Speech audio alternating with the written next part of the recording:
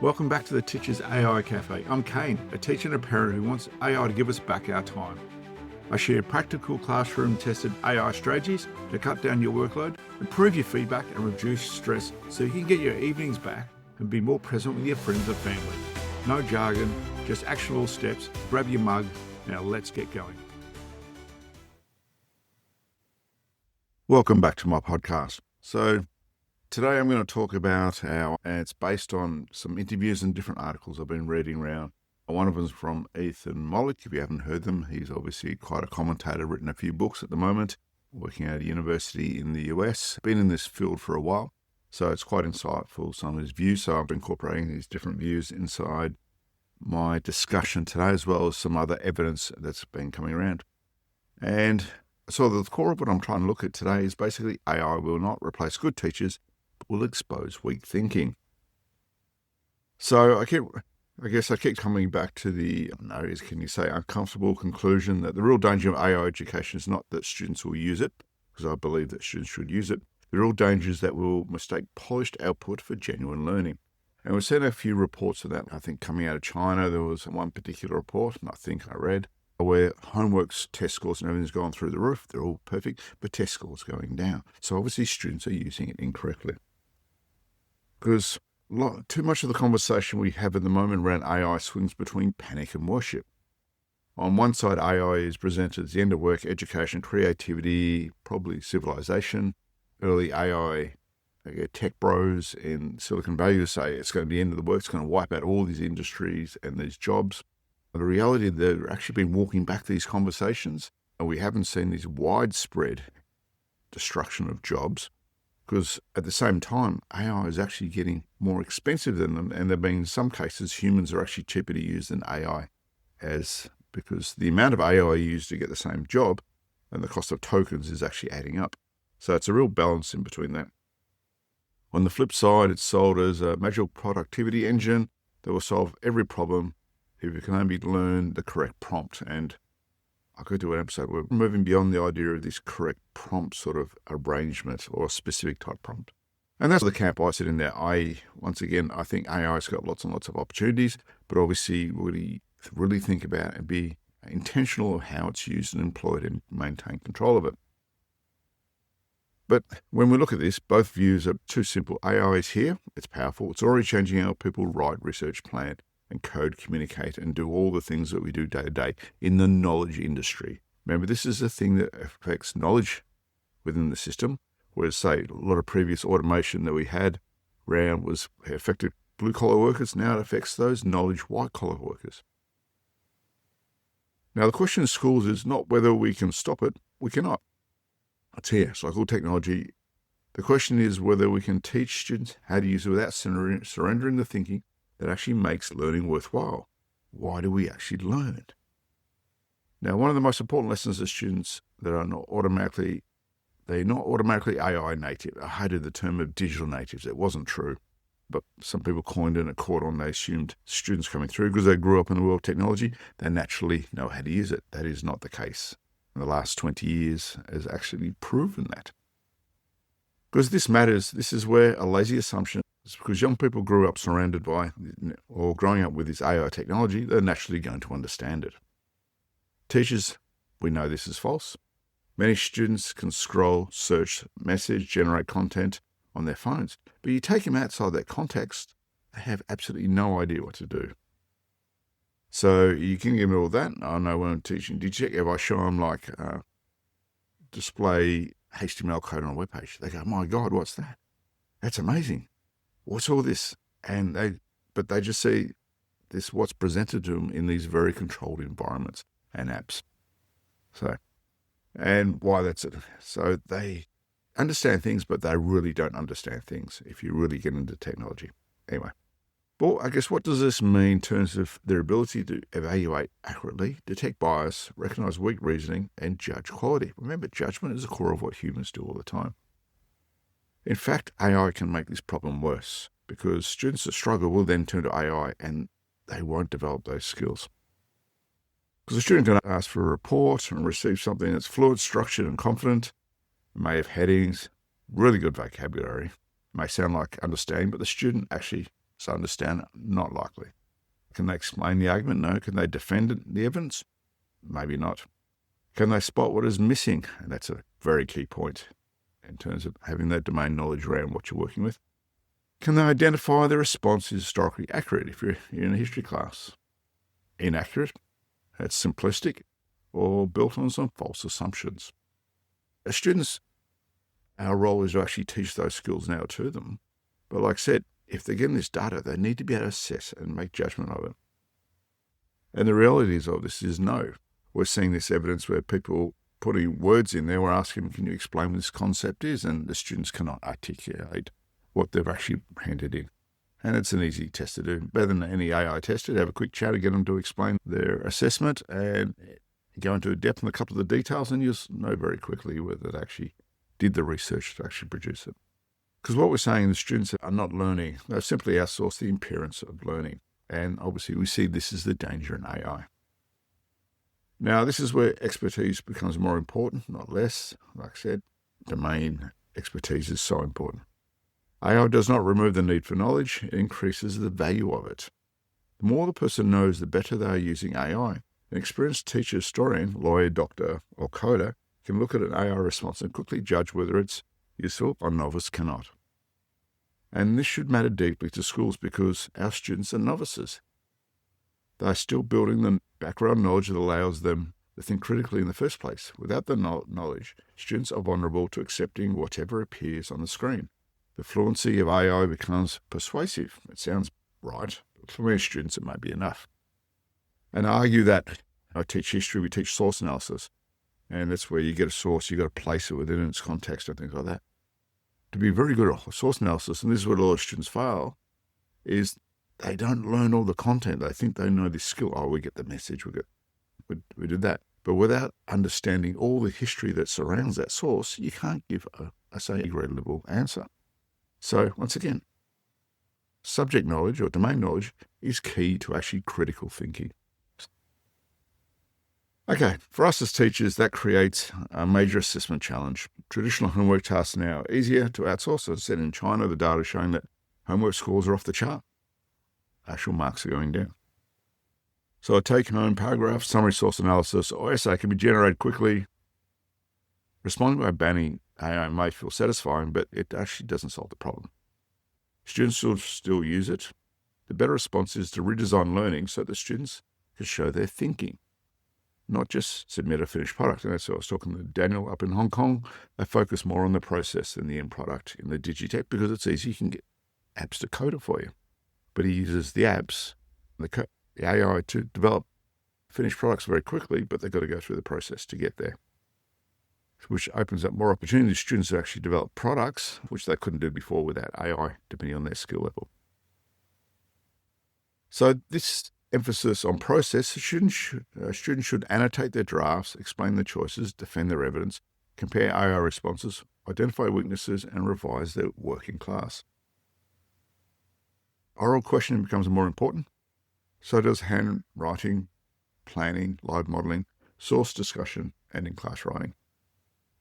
The aim is not to return to some imagined past where technology does not exist.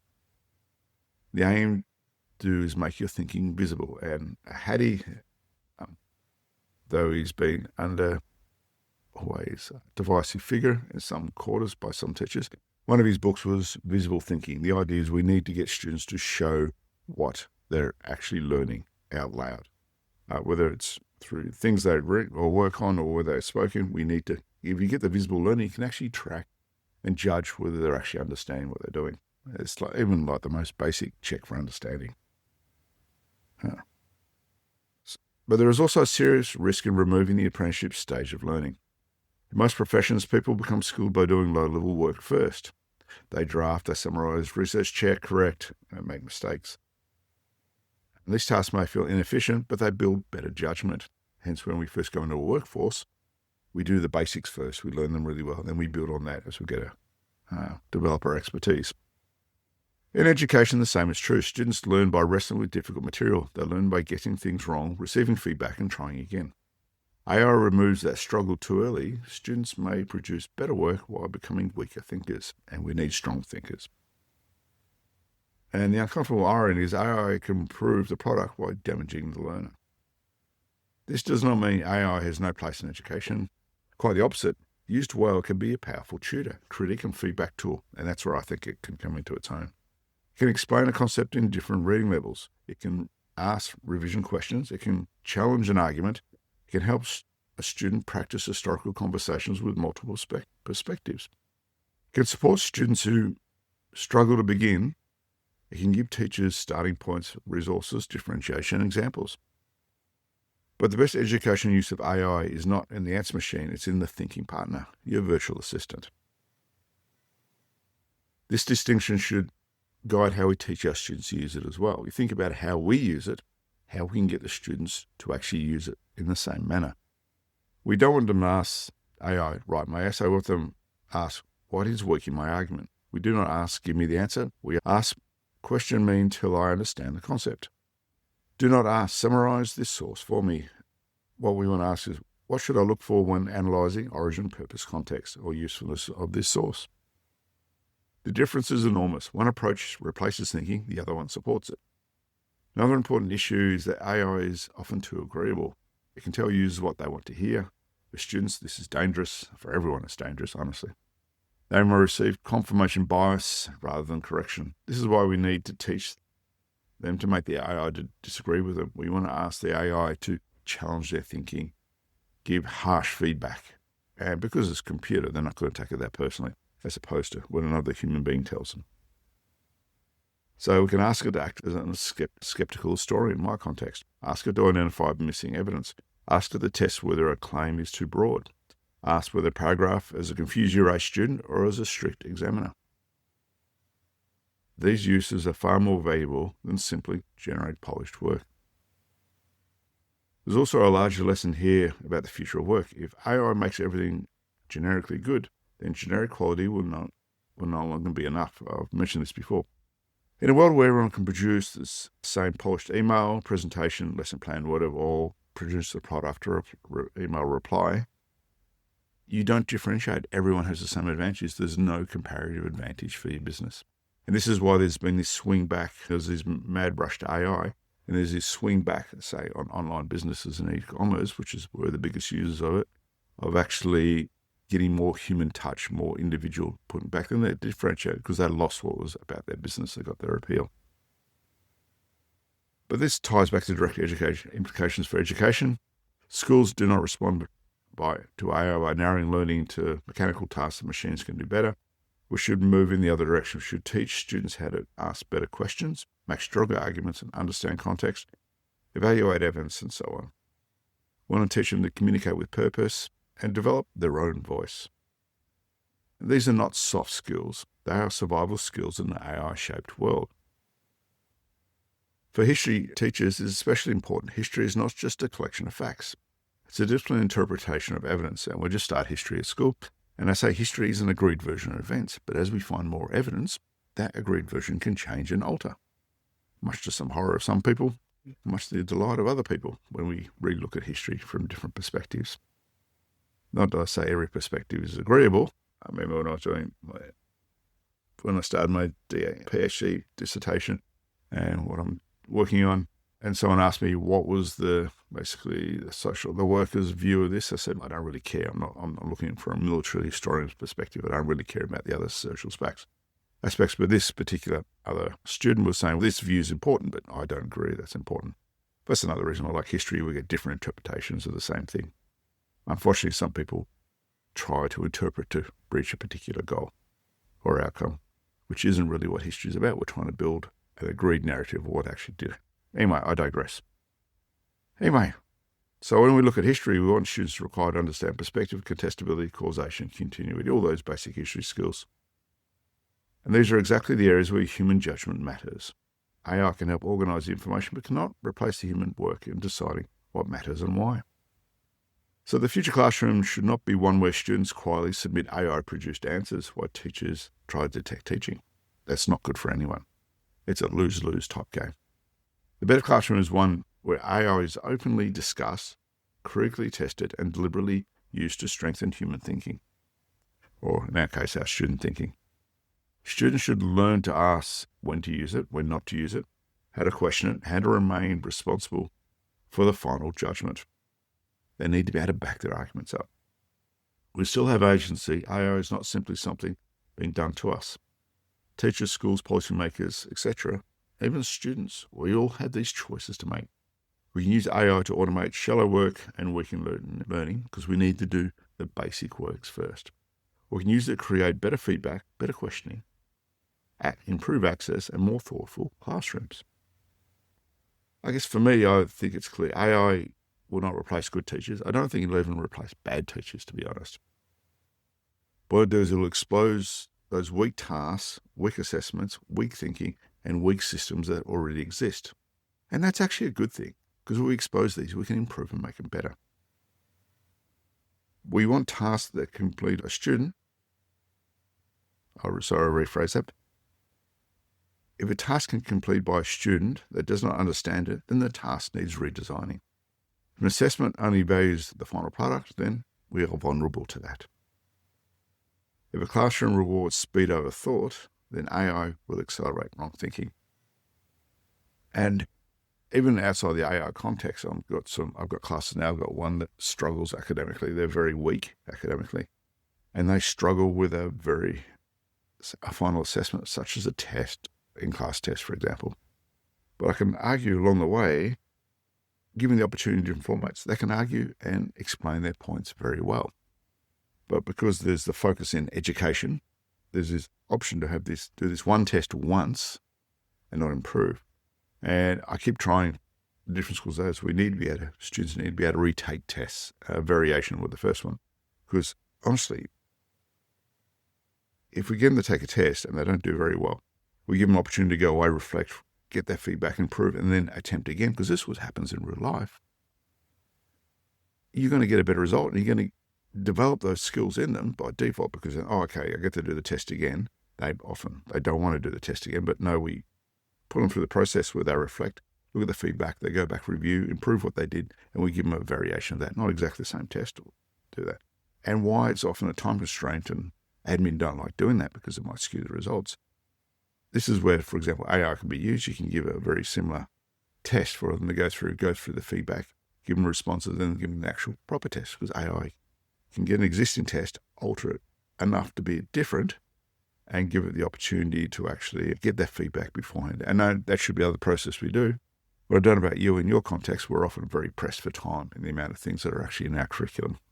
A big complaint about what we need to teach. Anyway, so what I could say is simply, our challenge now as teachers is not to keep AI out of education. The challenge is to keep thinking at the center of it and use this as simply another tool when appropriate. Thank you for listening today. Do subscribe to my podcast. I've got a lot of regular listeners I can see, which is fantastic. When I post an episode up, I can see all these downloads automatically get done. I guess people got them on the automatic download list. Love to hear some teachers come on and talk about their journey, whether at the beginning or the end, or send me through particular questions. The other thing is you can join the Facebook group and put some questions in there. I can answer them there, and it also gives me more content and ideas of what teachers out there actually need addressing AI and what the burning questions are. Because I know we're all interested, but sometimes we just don't know where to start. So until then, keep up the good work, look after yourself, and I'll talk to you soon.